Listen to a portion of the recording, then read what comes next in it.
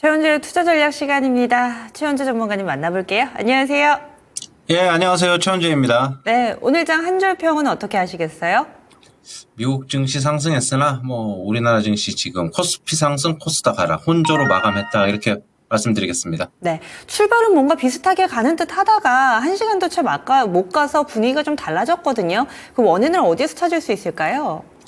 미국 증시 상승하는 날은 항상 차익 매물 좀 나오니까 그냥 그런 걸로 좀 봐야 되겠고, 여전히 계속 시장은 상승 출발했지만 삼성전자 쪽으로 외국인 매도 나오면서 지수 끌어내렸고, 대신 하이닉스가 좀 그 대신 역할을 대신해주면서 올라가면서 나중에는 다시 상승으로 돌아섰다 그렇게 보고 있고요. 그게 큰 의미를 두고 있지는 않습니다.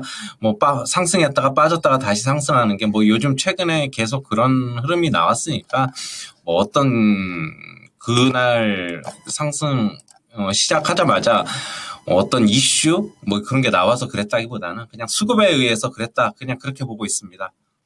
그래서 그랬다. 오늘 옵션 만기일이어서 그런지 사실은 좀 무난한 만기를 예상한 증권사들이나 전문가들이 상당히 많았는데 후반에 약간의 좀 들썩거림도 있었고요. 수급적으로 보더라도 거래소에서 외국인이 막판에 매수 유입시키면서 결과적으로 포지션이 지금 매수로 끝난 듯 보입니다. 물론 6시 시간의 거래까지 파악을 하면 좀 달라질 수는 있겠지만은 오늘 장의 수급은 어땠다고 보시나요?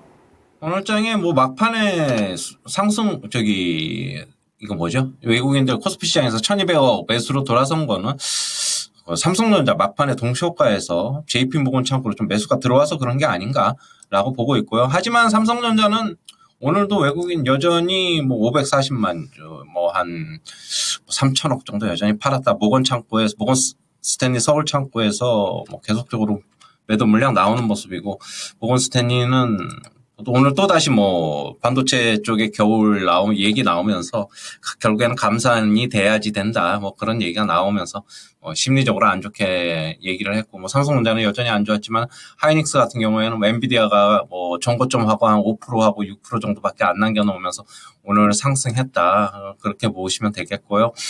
역시 삼성전자보다는 하이닉스가 역시 좋죠. 하이닉스 단기 매매 하기도 괜찮고 그렇습니다. 일단은 상승 탄력이 전체적으로 보면은 계속적으로 말씀드리는 건데, 미국 증시보다 현저히 떨어지는 건 어쩔 수 없는 것 같고, 상승 탄력이 둔화되면서 역시 계속 단기 매매 하자. 저는 단기 매매로 대응해야 된다라고 보고 있습니다. 지금 그러면서 저는 보유 종목 상승 시마다 현금 확보도 좀 같이 병행해보자. 그런 입장이고요. 역시 계속 말씀드리는데, 코스피는 2550, 2650 박스권이고, 지수보다는 종목 장세 그냥 그렇게 보고 있습니다. 종목 같은 경우는 반도체, 하이닉스를 비롯해서 특히 하이닉스 중심으로 조금 삼성전자를 대신하지 않을까 그렇게 보고 있고요.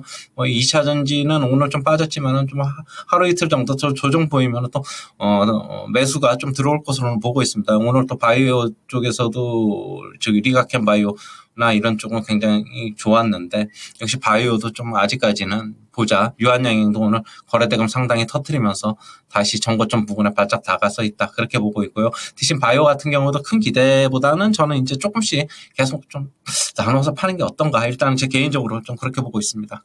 그동안은 지수는 제한적이고 바이오, 2차전지, 반도체로 압축을 해서 순환매를 활용을 해보자라는 전략을 꾸준히 제시를 해주셨는데, 오늘 같은 경우는 이 2차전지하고 반도체는 종목별로 워낙에 좀 엇갈려서요. 이런 가운데 그동안에는 약간 좀 오래 쉬지 않을까? 기간 조정이 예상이 됐었던 조선 섹터가 상당히 또 강했고, 화장품주들도 살아나는 모습, 이 순환매의 범위를 조금 넓혀봐야 되나 이런 고민을 하게끔 만들거든요. 여기에 대해서는 어떻게 보시나요?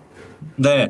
조선주, 화장품주 그동안에 좀 못 올랐기 때문에 그런 것 같고, 특히 조선주 같은 경우 하나오션이 오늘 1조 7천억 원 수주 받았다 그런 얘기가 나오면서 매출액이 한 20% 정도 됩니다.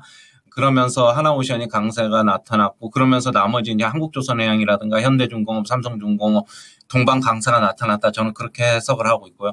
저는 계속 말씀드리지만은 지수는 결국에는 크게도 못 가고 아래로도 크게도 아직까지는 안 빠지는 것으로는 보고는 있는데, 제한된 범위 내에서 결국에는 조선주도 순환매에 지금 동참을 했다 그렇게 보고 있습니다. 못 갔으니까 간 거다라고 보고 있고, 마침 하나오션의 어떤 뉴스도 좀 거들어 주지 않았나 그렇게 보고 있습니다.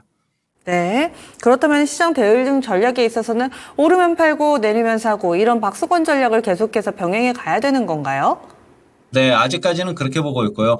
위에 상방으로 그러니까 2600 기준으로 위로 50포인트, 아래로 50포인트 그렇게 보고 있어가지고 거기서 크게 아직까지 이탈은 움직임 나오지 않을 것으로 보고 있습니다. 뭐 미국 경제 같은 경우도 지표상으로도 뭐 계속 좋은 신호가 나오고 있어가지고 미국 시장도 빠질만 하면은 다시 올라오고 빠질만 하면 다시 올라오고 그러고요. 대선 전까지는 조금 그 좁은 박스권에서 미국도 움직이지 않을까 그렇게 보고 있고요. 오늘 CPI 발표되는데 크게 뭐 우려될 것도 없고 그냥 무난하게 넘어갈 것이다라고 보고 있고 오늘 비농업 신규 실업수당 청구 건수 같은 경우에도 그냥 뭐 무난하게 넘어갈 거다 그렇게 보고 있습니다. 대신에 이제 뭐 10월 20일 넘어서 10월 24일로 알고 있는데 테슬라 실적 발표 앞두고 테슬라 로보택시 이벤트는 끝난 것으로 보고 있어가지고 조금 하락하면서 대신 실적 시즌 앞두고 실적 발표 앞두고 조금 다시 상승할 하나 아니면은 실적 발표 앞두고 그냥 모멘텀 못 받고 또 다시 빠지나 그거 여부는 한번 지켜봐야 된다 그렇게 보고 있습니다. 네. 그러면 내일 금요일장에 대해서 오늘 밤에 나올 미국의 데이터라든지 이런 부분까지 감안을 해서 얘기를 해주신 건데 거기에다가 오늘 밤 투자자분들이 또 기다리고 계시는 부분이 테슬라의 로보택시 공개인데요. 혹시 이 부분이 내일 우리 증시에 영향을 미치지 않을까 여기에 대해서는 어떤 대비가 필요할까요? 저는 우리나라 증시도 그렇고 미국 증시도 그렇고 일정 이벤트 있는 거는 다가오면 다가올수록 그 약효 그러니까 어떤 반영되는 거는 다 반영이 됐다. 저는 그렇게 보고 있습니다. 뭐 너무 거기서 그런데 여기서 한 차례 뭐 또 추가로 상승한다고 하더라도 뭐 크게 뭐 여기서 이렇게 너무 기대하지는 말고요. 테슬라 같은 경우에도 오늘 또 미국 시장에서 테슬라 조금 빠졌는데 로보택시 이벤트는 이제 거의 다 끝났다. 저는 그렇게 보고 있습니다. 알겠습니다. 시장은 역시나 조금 일찍 반영이 되네요. 오늘도 자세한 말씀 고맙습니다. 네, 감사합니다. 네. 이렇게 최원수 전문가의 투자 전략까지 들어봤습니다. 그리고 시장 전체적으로 이 다양한 의견이 듣고 싶다 하시는 분들은요, 유튜브 활용해 주세요. 바로 이어서 금산 전문가가 4시부터 5시까지 유튜브 토마토 증권통 채널에서 공개방송 진행합니다. 4분기 핵심 주도주는 무엇이라고 금산 전문가는 보는지 이 부분이 궁금하시다면은 이 유튜브 라이브 방송 토마토 증권통 채널로 들어와 주시면 되고요. 그리고 오늘 라스트 찬스 시간 만나보셨던 부자왕 전문가 어떻게 하면 이렇게 급등주를 잘 소개를 해주실까? 그리고 부자왕 전문가의 투자 전략이 나랑 좀 잘 맞는다 하시는 분들은요. 이토마토 투자클럽 공개방송 활용해 주시면 되겠습니다. 이번에도 태성 추천이 대성공을 거뒀죠. 태성의 뒤를 이을 만한 종목군들 어떤 게 있을지 소개해 드리니까요. 많이 관심 가져주시기 바랍니다. 이 부자왕 전문가의 공개방송은 4시 30분부터 시작될 예정입니다. 이렇게 해서 저희 준비한 내용 모두 전해드렸습니다. 그리고 내 종목이 궁금하신 분들은 바로 이어지는 당신의 초이스 TV를 통해서 토마토 증권통 채널 계속해서 함께해 주시고요. 다양한 투자 판단에 대한 도움 말씀드렸습니다. 종목의 상승 하락을 보장하지는 않습니다. 내일 뵙겠습니다. 고맙습니다.